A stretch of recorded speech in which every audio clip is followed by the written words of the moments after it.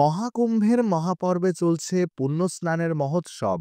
সেই প্রেক্ষিতেই ৭০০ বছর পর আবার চালু হয়েছে হুগলির ত্রিবেণীর বন্ধ হয়ে যাওয়া কুম্ভমেলা।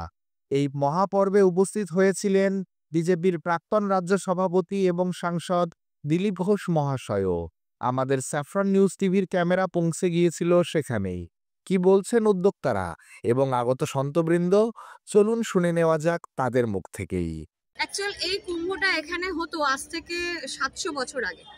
৭০০ বছর পরে কাঞ্চন ব্যানার্জি উনি রিসার্চ করছিলেন এখানে গঙ্গার জলকে সংকল্প করে হাতে নিয়ে সপ্তঋষি ঘাটে উনি সেই রিসার্চের কাজেই আসেন।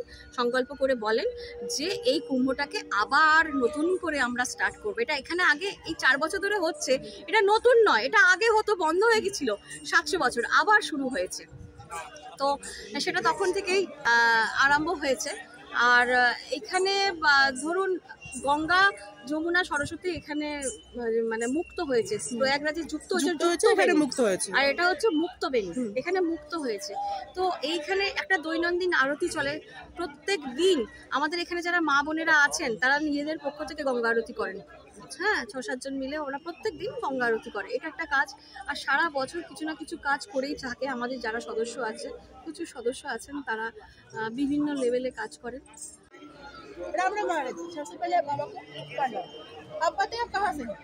मैं बाबा केदारनाथ से हूँ और हमने अपना सनातन को आगे बढ़ाना है, सनातन धर्म चलाना है और सनातन के लिए हम लोग जी रहे हैं। सनातन के लिए नागा बाबा बने, अपने माता पिता बहन भाई सब छोड़ दिए।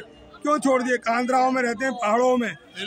जब से छोटी उम्र से ही पहाड़ों में ज्यादा घूमना फिरना और खाना पीना उधर ही ज्यादा करके गुजारा करना, गुरु लोगों की सेवा करनी, ऐसे ही करते करते महात्माओं का बहुत प्यार मिला। ত্রিবেণী থেকে ক্যামেরায় সৌরভ মোদকের সঙ্গে পারমিতা দত্তের রিপোর্ট, স্যাফরন নিউজ টিভি।